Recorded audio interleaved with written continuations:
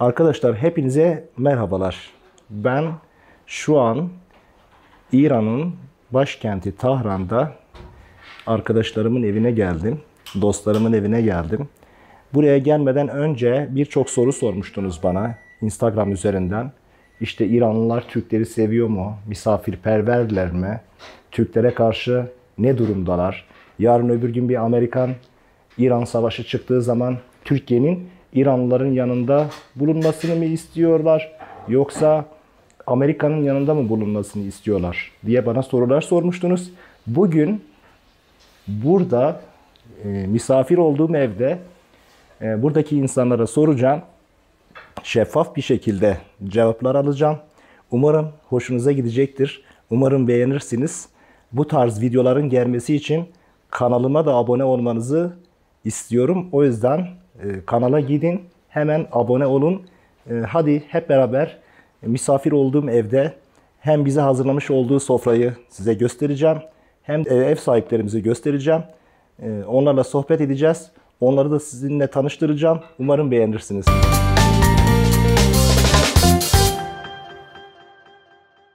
Nasılsınız Meryem Hanım? İyi misiniz? İyiyim, teşekkür. Bizi evinize davet ettiğiniz için çok teşekkür ederiz. Çok sağ olun. Allah razı olsun. Mehdiye Hanım gerçekten sen de öyle. Çok teşekkür ederim. Sağ olun, selamet olasın. Sağ ol. Zaten Hoş geldiniz. hoş bulduk. Çok teşekkür ederim. Türk kanalı mı? Zaten Türkçeyi de çok iyi biliyorlar. Çok da sıkmayalım arkadaşlar. Onları çünkü çalışıyorlar. Bize şu an sofra hazırlıyorlar. Meryem ablamla Mehdiye kardeşim bize bir sofra kurmuşlar. Hep beraber sofraya oturacağız. İran'ın geleneksel yemeklerini yapmışlar mesela. Bu şu an görmüş olduğunuz zereşk polo dedikleri yani pilav ve üzerinde zereşk. Zereşkin ne dediğini olduğunu bilmiyorum. Yani üzüm desen değil. Biraz da üzerinde şey var. Safran var üzerinde. Bu da kubide miydi? Bu da kubide kebabı. Bu da korma sebzi dedikleri bir yemek. Bir sürü yeşillik falanla yapılıyor. Gayet zor bir yemek. Herkes de bu yemeği yapmayı beceremez. Bu yemeğin ne olduğunu bilemiyorum. Neydi? Tavuk. Tavuk. Ha, bu da tavuk ve işte zereşk poloyla beraber yeniliyor. Bu da korma sebzi, bu da kubide kebabımız. Şimdi hep beraber oturacağız. Burada da böyle sağ ol, teşekkür ederim. Burada oturacağız. Zaten ev dediğim gibi gerçekten çok büyük bir ev. Masaya baktığınız zaman zaten masanın büyüklüğünü de görüyorsunuz böyle. 10-12 kişilik bir masa. Şöyle göstereyim. Yemeğimizi yedik. Şu an salona geçtik.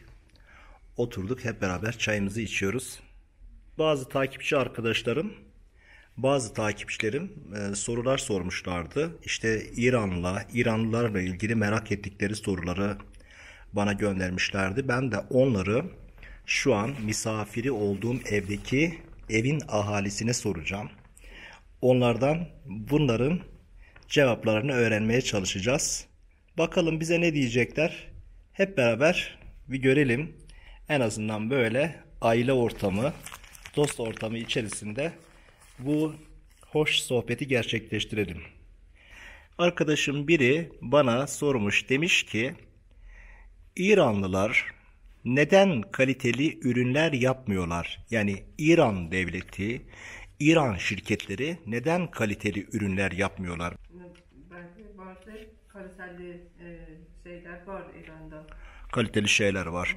Peki ambargo, mesela Amerikan ambargosu, Avrupa ambargosu olmamış olsaydı ürünlerinizi daha çok dış piyasada görebilir miydik? Yani neçə il eski çok iyiydi. Evet. Şimdi təhlime göre Bir zor oldu. bir parça daha zor oldu. Yani ambargodan dolayı biraz daha zor oldu. Fakat diyorsunuz ki biz eskiden daha kaliteli ürünler üretirdik. Yani İran'da kaliteli şeyler var, şimdi de var. Şimdi de kaliteli ürünler var. Demek ki o zaman bu arkadaşımız yanlış biliyormuş. Demek ki İran'da kaliteli ürünler de var. Kaliteli ürünler yapılıyor, üretimi yapılıyor. Tamam. Kaliteli yani mobilyalar var. Kaliteli mobilyalar var.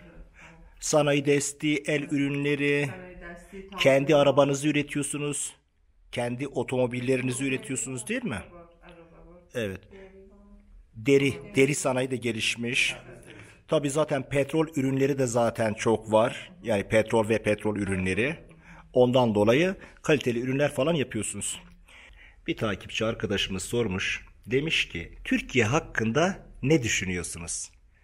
Türkiye bir güzel memlekette, insanları iyiydi, misafirperverdiler. Güzel bir yerler var, Antalya, Bodrum, Kuşadası, İstanbul. Güzel bir memleket. Ben de çok seviyorum Türkleri, Türkiye'yi de seviyorum. Evet. Peki nasıl? Türkiye iyi mi? Yani yabancılara karşı iyi mi? Yani Yabancıları seviyorum, mesela iyi. siz kendinizi Türkiye'ye geldiğiniz zaman yabancı gibi mi görüyorsunuz? Yoksa Yok, yabancı görmüyorlar. iyi. İyidir. Siz kendinizi orada yabancı gibi mi Yok, biz görüyorsunuz? görmüyoruz yabancı. Peki. Çok güzel. O zaman bir de Meryem ablaya soralım. Meryem abla sence nasıl? Ben de Türkiye'de olanda yani rahatlık esas edilen birbirimize yakın ferhaylerimiz, yemeklerimiz, Evet. misafirperverlik birbirine yakın. Anladım. Peki olumsuz bir şey Türkiye'de yaşadınız mı? Mesela Türkiye'de paranız çalındı mı, çantanız çalındı mı? Veya gittiğiniz taksiciler sizi kazıkladılar mı, fazla para aldılar mı? Veya gittiğiniz otelde çantanız kurcalandı mı? Böyle bir olumsuz bir şey yaşadınız mı? Yok. İyi, buna çok sevindim. Buna çok sevindim. O zaman bir diğer sorumuza geçelim. Hemen diğer sorumuzu da Mehdiye Hanım'a soracağız. Şimdi soruyu hemen hazırladım. Bir arkadaşımız sormuş. Demiş ki İranlı bayanlar ya da İranlı kızlar neden böyle bu kadar güzel? Mehdiye Hanım da zaten kendisi de çok güzel. Allah güzelliğini daim etsin. Neden? Selamat olasın. Ben teşekkür ediyorum. Türk İnsanların insanlar çok Farsi bego. خیلی مهربونن این که میگن خانم های ایرانی زیبا هستن این لطفشونه Evet. که میگن ولی خب من فکر میکنم که هم ژنتیک میتونه باشه همین که خانم های ایرانی به خودشون میرسن به پوستشون کرمایی که استفاده میکنن ورزششون چیزی که میخورن اینا رو رعایت میکنن میرن ورزش. آره. خودتون چه فکر میکنی که برای دخترای ترکیه خوشگلن یا نه؟ به نظر من خیلی دخترای زیبایی دارن و خیلی متانت و معصومیت و شیک پوشی و اینا توی ترکیه زیاد هستش. Baş. خیلی ممنون. Şimdi Mehdiye Hanım tabii biraz Türkçe konuşurken biraz gerildi. Biz o gerginliği ortadan kaldırmak için soruyu farklı bir kişiye soracağız şimdi. Soruyu tekrar evin büyüğüne, evin reisine. Aslında evin esas reisi Hamit Bey. Evin babası o. Ama Meryem Hanım buradayken saygımızdan dolayı kendisine bir soru daha ileteceğiz. Evet, bir soru daha soruyorum Meryem Hanım'a. Arkadaşım biri sormuş, demiş ki olası bir İran-Amerika savaşında Türkiye'yi nerede görmek istersiniz? Yani Türkiye Amerika'nın yanında mı bulunsun, yoksa Türkiye komşusu olan İran'ın yanında mı yer alsın? Yani ben şöyle anladım bu soruyu. Yani arkadaşın demek istediği Türkiye'de gelsin İran'la beraber Amerika ile savaşsın değil de, yani taraf tutacaksa, yanında duracaksa kimin yanında dursun? Yani kime destek çıksın sizce? Bunu sormuş arkadaşım biri. Siz ne düşünüyorsunuz? Tabii ki Türkiye İran'la beraber olsun. Evet. Kardeş olsun. İttihatlar olsun. Birlikleri beraber olsun. Birlikler olsun. Yani komşuluktan dolayı mı? Dine göre, dinimiz birdir, komşuluğa göre baham olsunlar. Dindaşız diyorsunuz. Hem din kardeşiyiz, hem komşuyuz. O yüzden diyorsunuz ki Amerika ta uzaktan geliyor, buraya, bu bölgeye savaş getiriyor. O yüzden Türkiye ile İran'ın beraber olması bizim menfaatimiz icabı. Ben de kendi fikrim de benim kendi fikrim de o. Ben de istiyorum ki böyle bir şey olmasın. İnşallah böyle bir ateş olmasın. Allah göstermesin. Bak Suriye'de savaş çıkmış. İnsanlara bakıyorsun herkes perişan. İnşallah bir gün savaşsız bir dünya olur. İran'da asgari ücret ne kadar? Aylık kaç para maaş alıyorlar?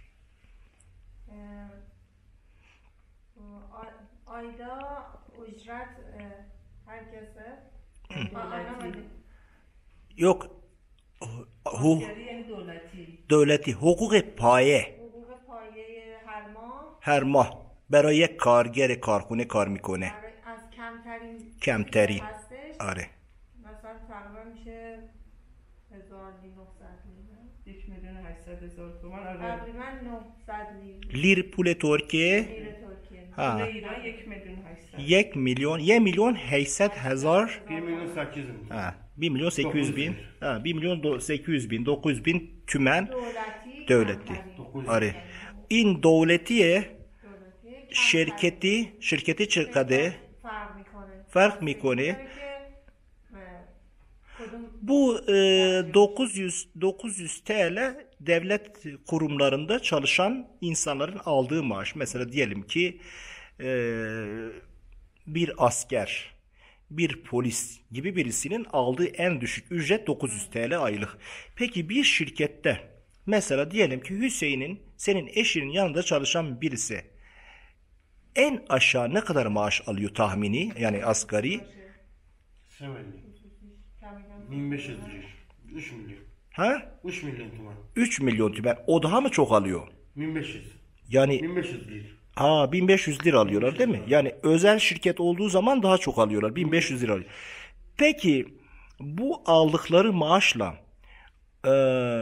geçinebiliyorlar mı? Yani insanlar mesela diyelim ki bir karger işçi demek. Bir karger bir yerde çalıştığı 1500 lira pul aldı. Bu parayla geçinebiliyor mu? Veya devlet memuru 900 TL para aldı. Yani buna kirası, evin masrafları, telefonu, sigara içiyorsa sigarası bilmem nesi. Yani geçim oluyor mu bununla? Meryem Hanım. Gümrük Üniversitesi'nin yanına. Çok zordu. Evet. Şimdiki her bir şey pahalı, benzin, Evet. yani petrolda pahalı. Evet. Çok Çok zordu. Zor. Yani benzin falan çok pahalı olduğundan dolayı hayat şartları... Bildi, bu çok zor oldu bu parayla yaşamak çok Evet. zordu. Ama Allah yardım etsin. Allah yardım etsin. Valla bizde de zor. Bizde de gerçekten çok zor. Gerçekten ben şaşırıyorum yani asgari ücret alan insanların nasıl geçindiklerine şaşırıyorum. Anladın mı? Bilmiyorum. Allah yardım etsin. Ne olacak? Biraz daha Eğer versek hiç satın almaz. ev kirası olmasa ev kirası ne kadar? Kirası Mesela diyelim ki bu mahallede değil. Bu mahallede çok pahalı. Mesela diyelim ki en ucuz yerde kira ne kadar aylık? 1 milyon tuman. Maaş kaç para? 1.800.000 yani bu yarısından da çok. Of. Aynı Türkiye'deki gibi biliyor musun? Yani demek ki burada devlet dairesinde çalışan bir tane memur 1.800.000 tümen aldığı zaman bunun aşağı yukarı 900.000'ini evet 1 milyonunu kiraya veriyor. Diğer kalan yarısı da kendisine kalıyor. Allah yardım etsin. Gerçekten hayat şartları çok zor. Peki benzin mesela geçen birkaç ay evvel yaklaşık öyle sanıyorum ki herhalde 5-6 ay evvel zam geldi. Mesela benzin fiyatları burada 1 liraydı. Birden 3 lira oldu.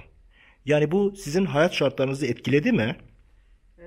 Çok yani merdum Çoğu insan çok insanlar uzun oldular. Çok yani zor oldu onlara. zor oldu. Hayat şartları biraz daha zor oldu. Evet. Çünkü tarımını yani adam traktör mesela kullanıyor. Traktör için sonuçta mazot kullanmak zorunda. Mazotun da fiyatı o şekilde arttı değil mi? Mazot şimdi mazot Motorin. gazoil mi gel? Evet. Gazoil yok. Gazoil ucuz mu? Gazoil. Gazoile zam gelmedi mi?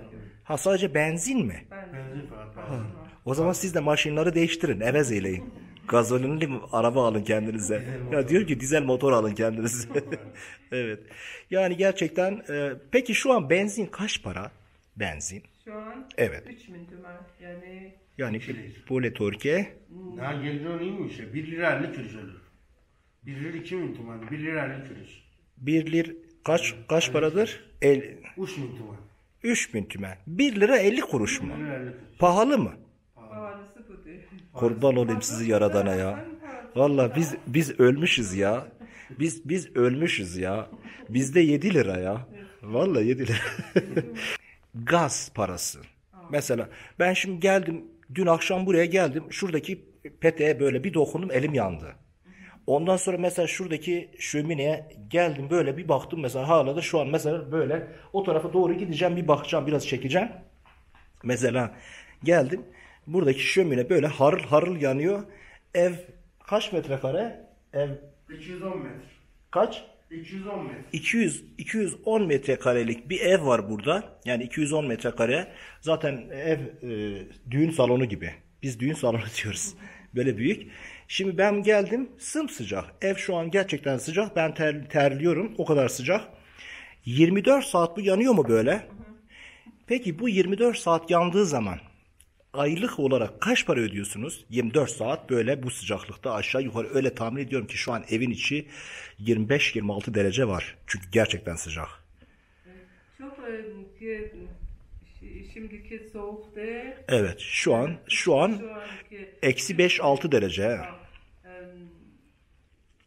Gaz parası çok olsa 200 bin tümen. Ha, yani kaç para? 100 lira. 100 lira. Vallahi bedava. Vallahi 100 lira. Vallahi bedava, çok güzel. Bizde böyle bir şey olsa herhalde faturamız 1 milyar gelir yani. Ayda 1000 TL. Yani maaşın yarısı oraya. Yani gerçekten öyle. Neyse, bir diğer sorulara bir bakalım. Bunlar benim sorularımdı. Ben gazla, benzinle ilgili Peki elektrik parası ne kadar? Elektrik? Çok değil. Kaç para gelir mesela? Bu da çok yani masraf edersek 150-200 lira. Anladım, yani 150 bin tümen, 200 bin tümen o da verir. He, 150-200 bin tümen de aşağı yukarı. Hamit, sen finans işlerinden anlıyorsun. Sen hemen, 150 bin tuman yani 60 değil. 70 değil. 75 değil. o bizim kadar yok. Bizde o da çok pahalı. Bizde de 170 lira, 160 lira, 140 lira gibi paralar geliyor yani. Gerçekten pahalıymış. Su parası kaç para geliyor? O da böyle. O da mı o kadar? Bu He. da Türkiye'deki Türkleri, Kürtleri veya İran'daki Türkleri, İran'daki Kürtleri. Yani böyle aranızda herhangi bir problem var mı? Seviyor musunuz? Sevmiyor musunuz? Nasıl bir düşünceniz var? Seviyoruz. Seviyorsunuz. Trabzon'umuzu. Herhangi bir probleminiz var mı? Yani mesela diyelim ki buradaki Kürtlerle bir problem, Farsların bir problemi var mı? Fars olanların veya Azeri olanların herhangi bir problemi var mı, yok mu? Problem yok. İyi. Dostluk var. Süper. Peki Türkiye'deki Türkleri seviyor musunuz? Onları da seviyoruz. Yok, seviyorsunuz, problem yok. Peki. Çok teşekkürler. Biz de sizleri seviyoruz. Türkçe biliyor musunuz diye birisi sormuş. Tahran'ın öyle tahmin ediyorum ki %70'i Türkçe biliyor. Ben öyle gördüm. %70'i bilir mi? Sizce yüzde kaçı biliyor?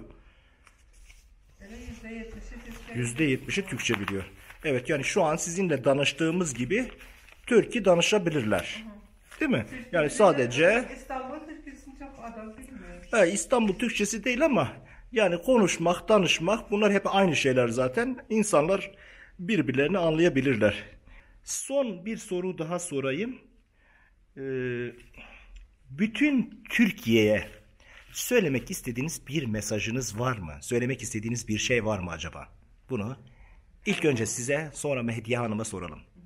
Peyam be Torka. Türkiye harf bezen begu.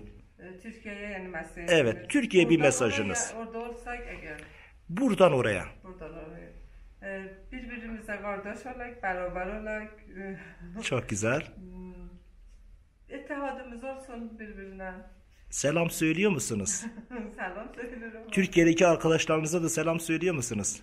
Selam söylerim. Evet. Başka eklemek istediğiniz bir şey var mı sizin Mehdiye Hanım? Ben selam söylüyorum ve herkese davet ediyorum. Davet gönderiyorsun. İran'a gelin. Gelin. İran güzel bir ülkedir. İran'dan korkmayın. Biz İranlılar Yok. misafirperveriz. İnsan yemiyoruz. Değil mi? Çünkü genellikle Çok misafirperver yani. yok İnsanlar gerçekten. çok Gerçekten. Şimdi bazı arkadaşlar ben buraya gelirken genellikle işte arkadaşlar İran'a gitme ya sen ne işin var İran'da? Niye gidiyorsun İran'a? Sanki İran Kuzey Kore. Halbuki İran kadar güzel bir memleket yok. Sizler kadar değerli insanlar yok. Mesajlarınızı aldım. Çok teşekkür ederim. Görüşürüz. Teşekkürler. Değerli arkadaşlar hepinize tekrardan merhaba diyemeyeceğim. Çünkü zaten birlikteyiz. Şimdi burada Hamit Bey, Meryem Hanım, Mehdiye Hanım beraber güzel bir sohbet ettik. Siz takipçilerinden gelen soruları tek tek şeffaf bir şekilde sordum. Kendilerinden cevapları aldım. Umarım cevapları hoşunuza gider. Onlar kendileri sizi İran'a davet ediyorlar. İran'a gelin. İran çok güzel bir ülke. Ekonomik olarak paranızı gelip İran'da turist olarak harcadığınız zaman çok daha iyi bir tatil geçirebilirsiniz. Neden Yunanistan? Neden Ukrayna? Neden İtalya? Neden İran olmasın? Dibimizdeki komşumuz ve çok güvenli bir ülke. Ben size tavsiye ediyorum. Kesinlikle gelin. Bu tarz videoların devamını istiyorsanız kanala abone olmanızı rica ediyorum. Yeniden görüşmek üzere. Kendinize iyi bakın. İyi akşamlar.